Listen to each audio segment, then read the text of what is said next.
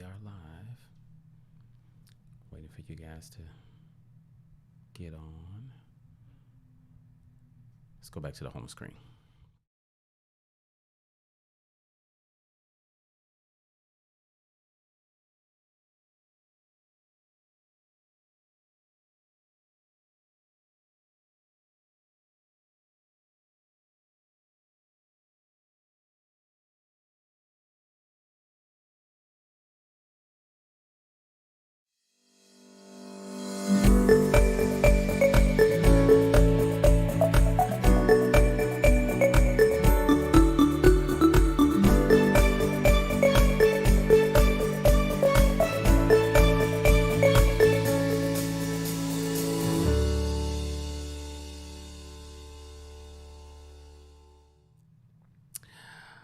Hello and welcome to another live webinar.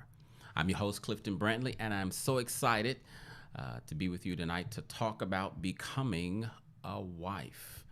I do want to give maybe just a few minutes, maybe 60 seconds, for people to join to kind of, so I don't want people to miss the content. I had quite a few people to sign up, and so I want to make sure that everyone gets in, or at least a fair amount of people get in to hear what I have to say tonight. I'm excited. I think it's going to be really good. I hope that it is as good for you as it was for me researching and putting this together. As always, way too much content for one night, so I already know we're going to have multiple sessions of this. Let me say this up front too. If you want to ask questions, you can ask questions throughout, but I will not get to them until the end. Okay, so you can ask questions throughout, because you may have a question, you try to hold it till the end and you forget it. So you can post your questions and I'll get to it as soon as I'm at the end. Okay. All right. And as always, let me know if my sound isn't right, or if the colors aren't right. Colors should be right. Like I'm a ex-videographer, right? All right. So I'm finna get into it. So the reason I wanted to do this webinar is because I know that standing in front of a preacher and witnesses exchanging vows will get you the title of wife, but it doesn't mean that you are equipped to do what you vowed to do. Right? When you said for better or for worse, for rich or for poor, in sickness and in health, I'm sure you meant what you were saying. But if you've been married for longer than 3 months, then you probably have discovered how difficult it can be to be married to a man who wasn't raised to love you, right? You came to marriage with an idea of what it should look like, but now your idea doesn't look like your reality. Even if you're not married yet, you still have an idea of what it should be. And the problem is that no one really teaches us how to do marriage. I'm gonna move my keyboard out the way. No one really teaches us how to do marriage. You may be frustrated in your marriage, or you may be happy and just want to know how you can make it better. That is what I hope to equip you with as we go through these lessons. Now, here, the first thing that you have to understand is that you are not your wife. Okay, you are not your wife. The only one who needs a wife is a husband. So it doesn't make sense to try to be the kind of wife that you want to be, because the wife is for the husband. The husband is for the wife. Now, before I get into talking about becoming a wife, let me lay the foundation of why it is important to become. Okay. God created us with these amazing minds, right? And our minds can do amazing things. But he also gave us instructions on how to use our minds. Now, because he gave you free will, you can choose to use your mind any way that you like. But I want to caution you not to do that, because for marriage specifically and life overall, that won't work well for you, right? The reason that you struggle at marriage is because of the way that you think and what you believe. What you believe about marriage and your role in it will determine how you do it. For example, when you go to a restaurant and you make an order, the waiter is not surprised or upset when you tell them what to bring you, right? They expect that. This is how they've been trained as far as what their role is. Now, if you go in there and you ask them about buying a car, then they will be thrown off, because that's not in alignment with what they believe their role is. And if you keep asking about a car, then they'll probably get upset. But if they came to work the next day and they got some new training, and the boss said, hey, sometimes people are going to come in and they're going to ask about buying a car. When they do that, pull out your phone, go to CarMax.com, and then help them choose a car. Okay. Now the waiter will have an updated mindset that will not push his frustration button, because his role has been updated and he has accepted his role, right? So when you say, let me have 2 enchiladas with extra cheese, and I want to look at an F-150, his response is, yes, sir, right away, sir. Even though the world says that buying cars at a restaurant is not what you do, this restaurant has given instructions and prepared the servers to serve what is uncommon. Why? Because the server works for that company, not themselves. In the same way, I want to help you update your beliefs about your role, so that you can do it better, so that you can please your boss. Now, your boss is God, not your husband. Okay, make sure I say that. Your boss is God. Your boss is not your husband. Okay, but I want to help you update your mindset so that you could please your boss. But the reason that you struggle is because you believe things about your role that are contrary to how God designed it. To take the illustration further, have you ever been on a job doing something a certain way for a long time, and then the company changes by combining 2 positions into one? Because you learned it a certain way, you become comfortable with it. You prefer to do it the way that you learned it. Now, when they hire the new people, they come in doing it the new way, and they're fine with it. They don't understand why you're complaining, because the new way, which to them is the only way, is not hard to them. The only difference between you and them is the mindset about the role, right? I share this because I'm probably going to be sharing things that are different than how you learned it or how you expect things to be. It's not that it's difficult. It's just that you've been doing it your way for so long that God's way doesn't seem right, or it may not seem right once we get into it. You can do the right thing the wrong way for so long that you think it's the right way. So my challenge to you is to open your mind and be willing to challenge what you have always believed about marriage and about being a wife. All right, that's my challenge to you. When you do life in a way that is contrary to God's design, it is going to cause you problems, right? You're going to suffer. Now, whether or not you suffer will not be determined by whether or not you know what's right or not. Okay? When you do contrary to the way he designed it, suffering is built into the system. It's a consequence. It's not a punishment, right? If a newborn baby is on the couch and they roll over to the end and they fall off, them not knowing the law of gravity will not prevent them from experiencing the consequences of breaking the law of gravity. Okay? God's law of love, life, and marriage are not dependent on your knowledge of them. I heard somebody say that, God doesn't make suggestions. He gives instructions. And his instructions are not about limiting your life, but rather instructions for you to thrive at life. Doing it the way you've been taught in your childhood or in the media, or just doing it however you think it should be done, is not going to work out in your favor.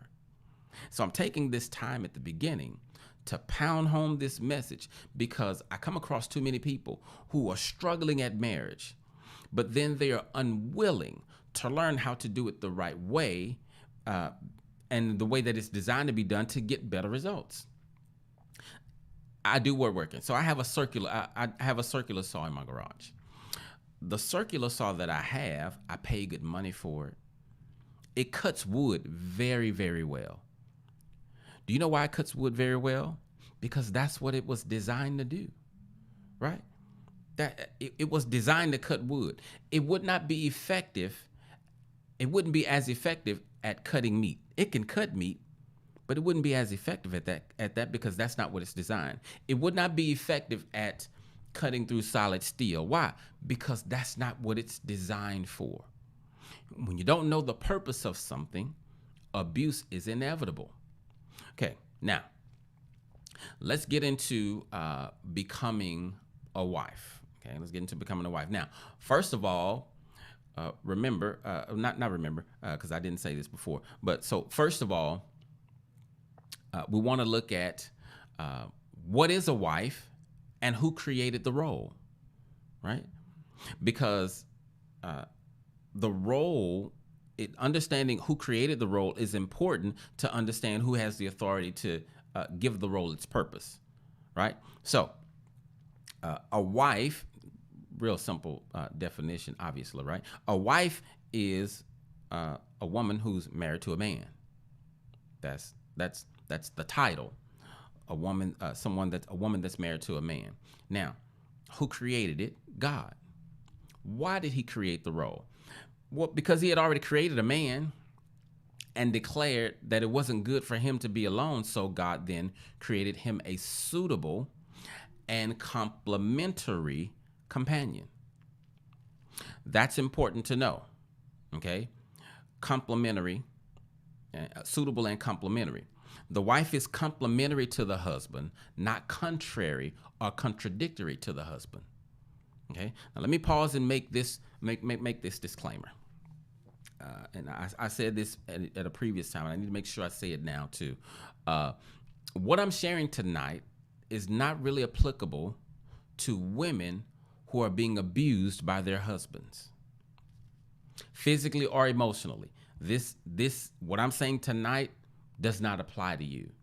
If that is your situation, I have a different word for you.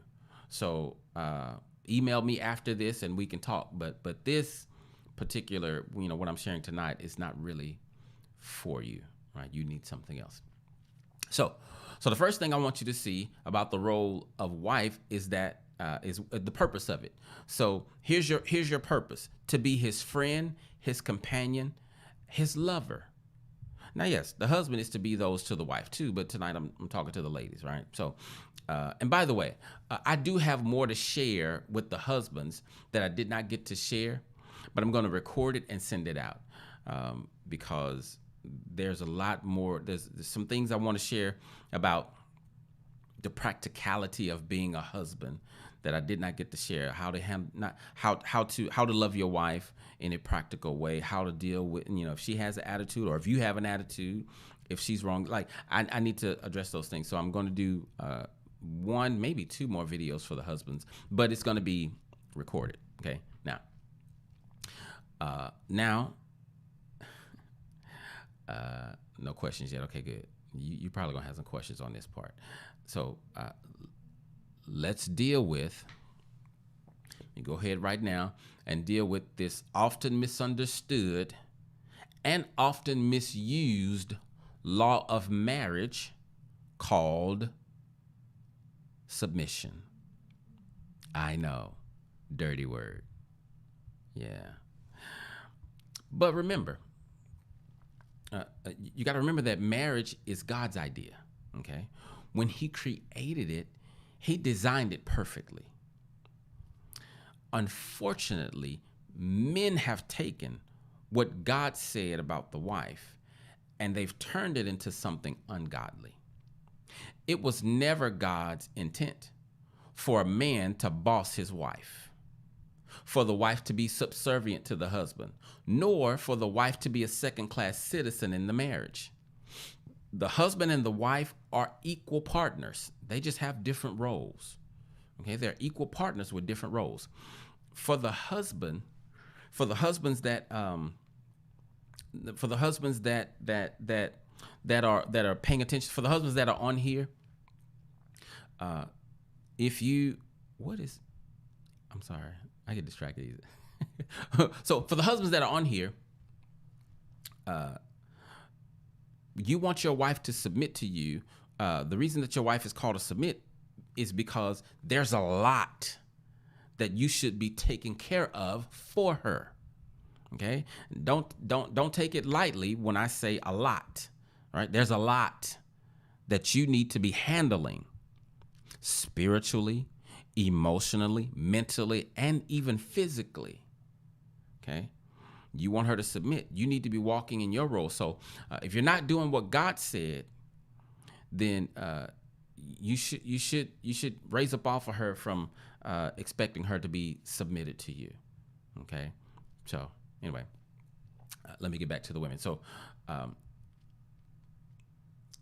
if your husband is not submitted to God, then it's going to be hard for you to submit to him.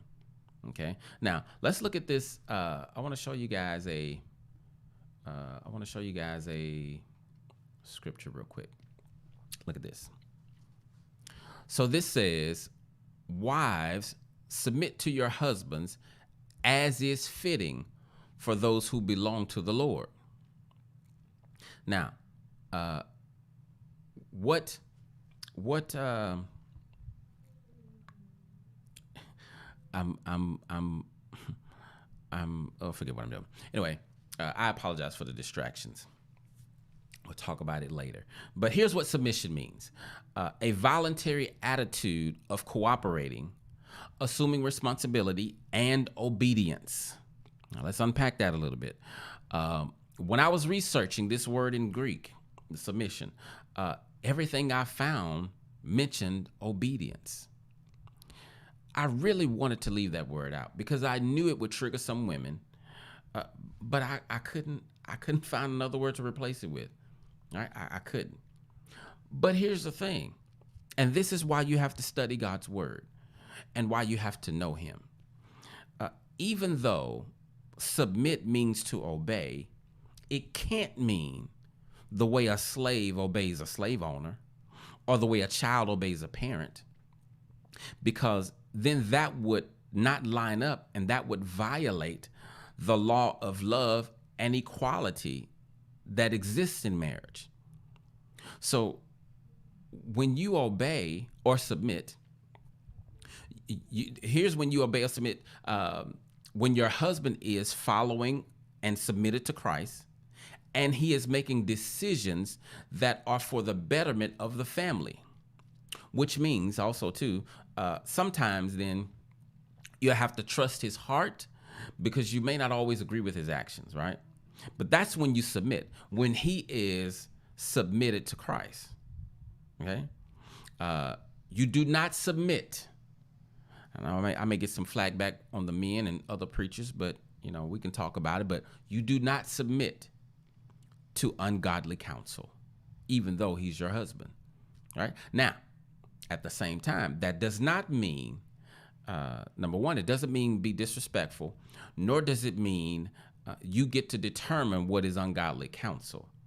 Ungodly counsel is what God says ungodly counsel is, okay? But if you notice, even in the verse, it said to submit as is fitting, right? Even it says submit as is fitting. Sometimes it is not as fitting. But again, you can't determine what is fitting based on your own, based on what you don't like. God determines what is not fitting. And I believe that when a man is loving his wife the way Christ loved the church, giving himself up for her, and never treating her harshly, like verse 19 says, a good wife will want to submit to her husband. It's not really an issue. I said the other day that too many Christians want the benefit of the blood without the weight of the cross. And in the same way, too many husbands want the benefit of being the leader without the weight of carrying his wife. Okay? Okay, now, that's what I have on submission. Quick, fast, to the point, got it out the way, because I know y'all don't like that. So you women that tuned out, you can join back in, okay? Now, remember, the wife is for the husband. So this means then, to understand your role, it is wise to understand your husband's needs. All right? The number one thing that your husband needs is your respect. When I say respect, I mean respect him as your husband and as the head. It does not mean to respect your husband like as the accountant of the family, or respect him as the lawyer. Like if your husband's not good with money, then you don't respect him as the budget keeper. Okay? It means general respect as the husband and head of the house. Now, respect, just like love, is not a feeling. Respect is what you show, not what you feel. So when you say, I don't respect my husband because he's being harsh to me, then now you're just as wrong as he is. Respect is what your husband gets as long as he's your husband. There's nothing, he doesn't have to earn your respect. It's his because he's your husband. He is the one you chose, or the one you allowed to choose you to be your spiritual overseer. Which reminds me, let me speak to the single women for a second who are on here. When you're dating these men who don't care anything about God, what are you expecting, right? Where is he going to lead you? And so the thing is this, ladies often want a man. They have a man. They choose a man who they think is good, and then because he's treating them nice and it feels good, and then they say, they come in my office and they say, well, when I met him, he was going to church.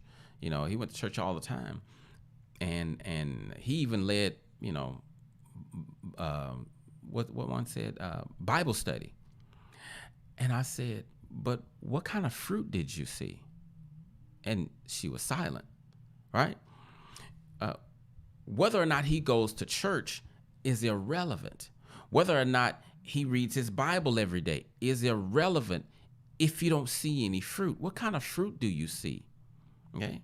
Now, you can do what you want to do, but if you've seen what I've seen, and if you've hit as many walls as I've hit, then you'd be more inclined to just do it God's way instead of finding out the hard way, because trust and believe, you will find out the hard way. And watch this, boyfriends do not deserve the respect of a husband.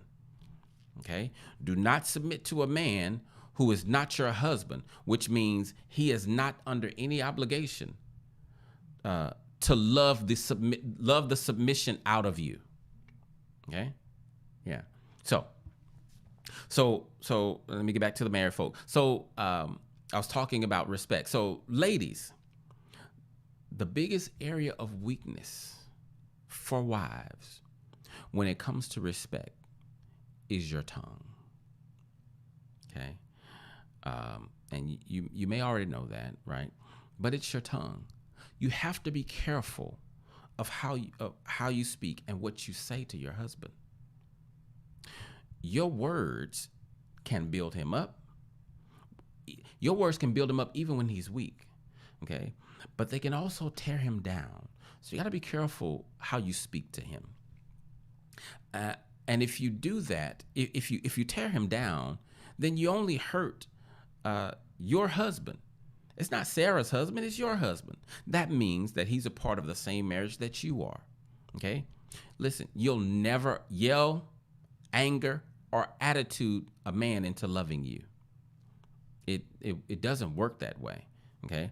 So Proverbs 21:9 says, it's better to live on the corner of a roof than in the house with a quarrelsome woman. Actually, it says quarrelsome wife. Okay. And then same chapter 21, you go down to verse 19, it says it's better to live in the desert, which means there's no nourishment. It's hot, very uncomfortable. It's better to live in the desert than with a quarrelsome woman, a quarrelsome wife, a quarrelsome and ill-tempered wife. Be careful about always finding fault and criticizing him. Okay. See, a husband pushes his wife away by neglect, but a wife pushes her husband away by finding fault. And let me say this, having a complaint is not the same as criticism. Criticism is not healthy for a marriage. You need to get rid of all criticism out of your marriage. You know, some folks say, well, I like constructive criticism, or I was giving constructive criticism. Foolishness. No such thing. Okay.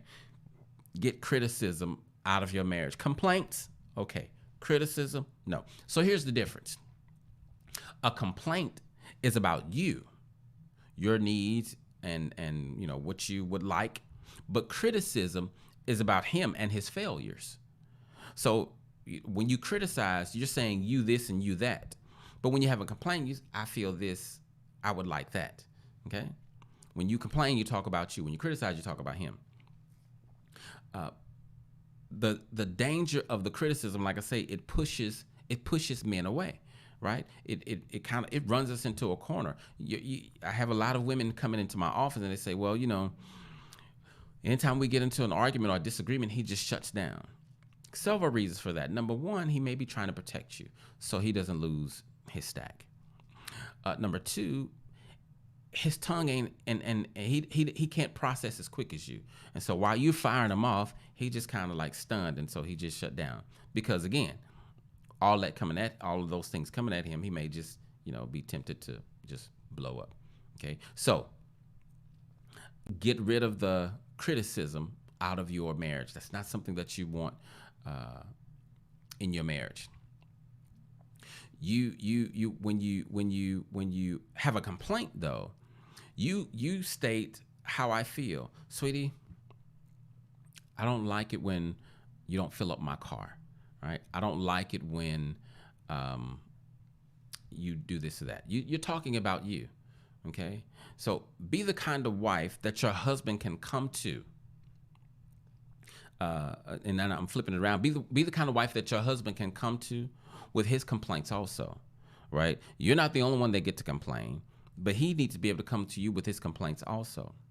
I remember for Valentine's Day, I bought my fiance some flowers from 1-800-Flowers. Okay, now I paid a lot of money for these flowers, and the flowers were delivered in a box.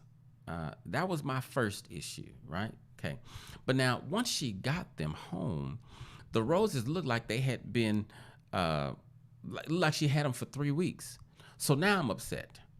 Next day I called customer service, and the lady on the phone was stuck on, did we deliver to the right place? I'm like, yes. Do you want us to re-deliver the flowers? No. Valentine's Day was yesterday. I don't want you to re-deliver flowers. I want my money back. Can you get my money back?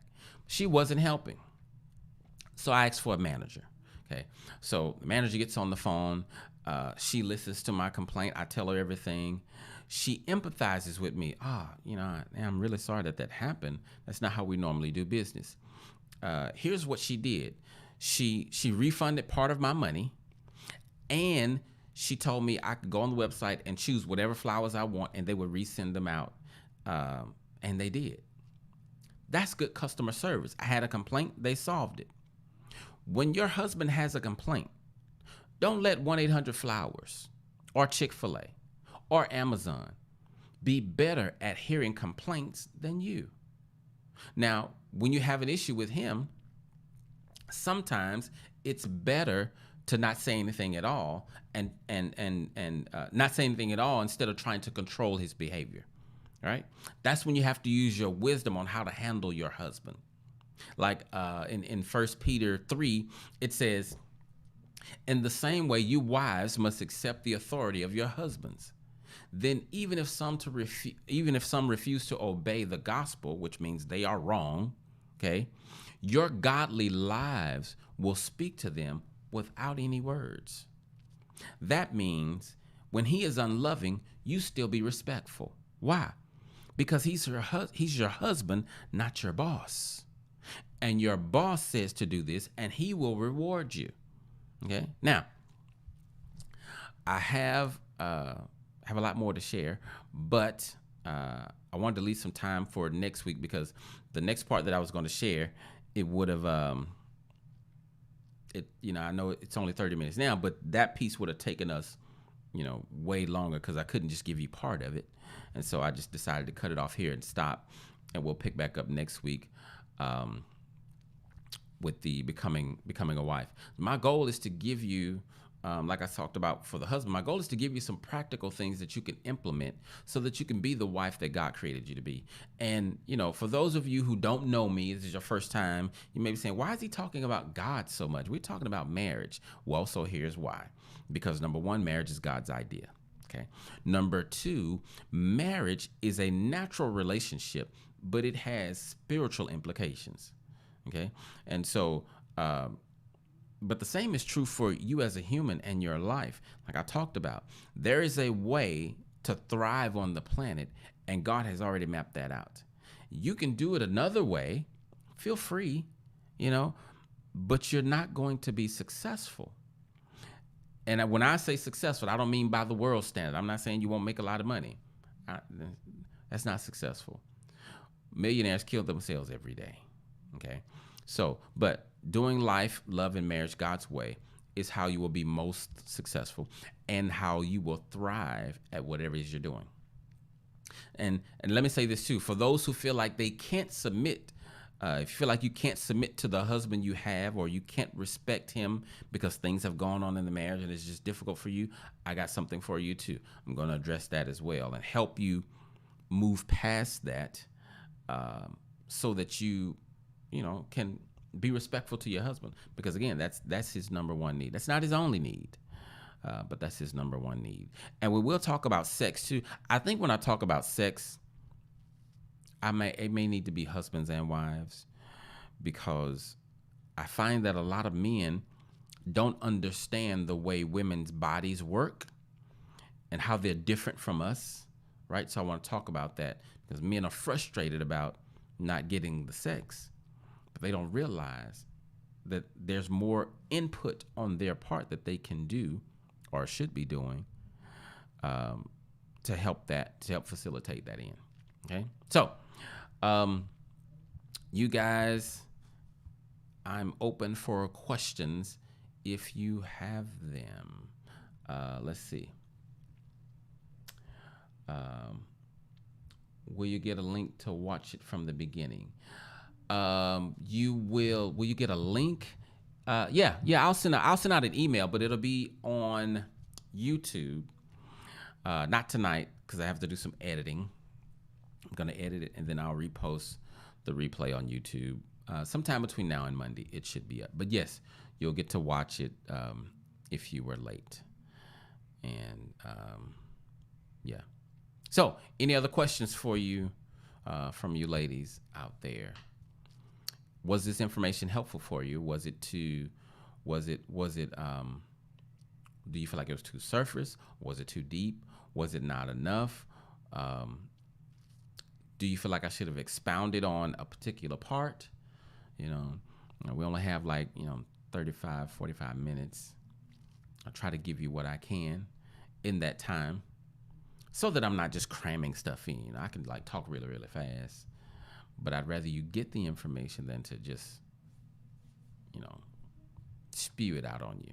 So, open for questions for you guys to, I ain't gonna lie, I really like this information. I may go on Facebook and do this again.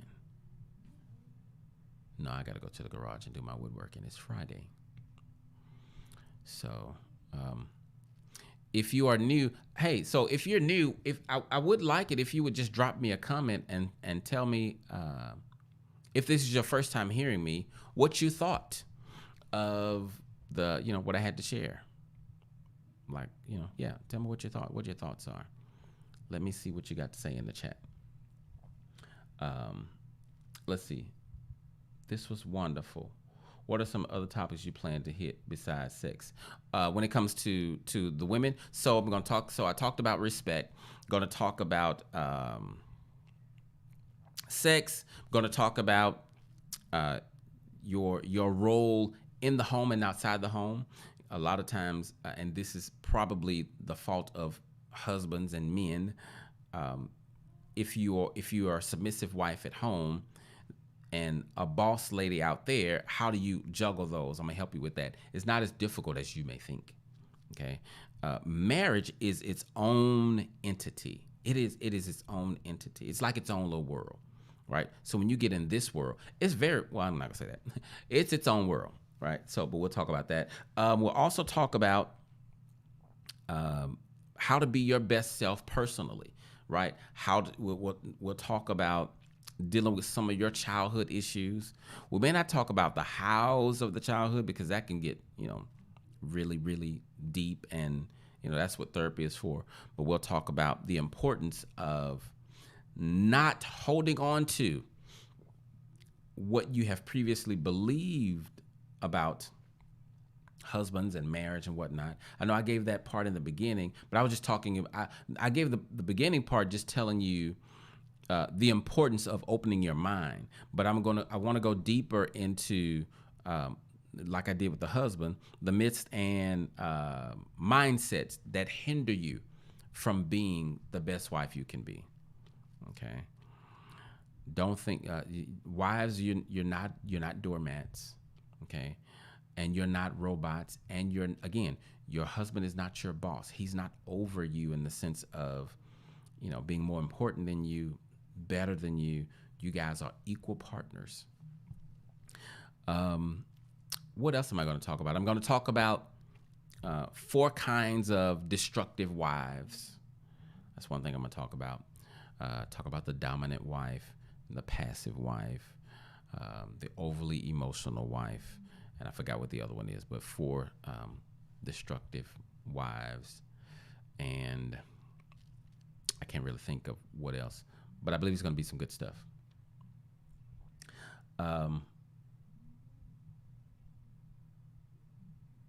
So I think you're saying I can't wait to hear the roll outside the home. Yeah. Yes, it will be every Friday at 6:00. Every Friday at 6:00. I am here trying to help you do love and life better. After I do the women, I think I'm going to come back around and do marriage as a whole, because even as I'm studying for the wife, there's so many things that just applies to marriage that I think we need to get, that we just, we miss. We grow up and we start doing life, and we do life the way we think it should be done. The media influences us heavily, especially in America, on how to do life, but not recognizing there's a creator. See, God is not one of those creators that creates something and then just hands off and then just let it run. It doesn't. We don't have any evidence of that, right? The evidence we have is that God is hands-on, and that he gave you instructions on how to live. And I try to tell people the instructions that God has given is not to limit your life, but it's to help you know how to live free, not to put you in bondage. And so if you're in a marriage to a man and you feel like you're in bondage, that's ungodly, right? The Bible says, whom the Son set free is free indeed. That includes marriage. You're not supposed to be feeling like you're in bondage, right? You're not your husband's maid. You're not the family maid, right?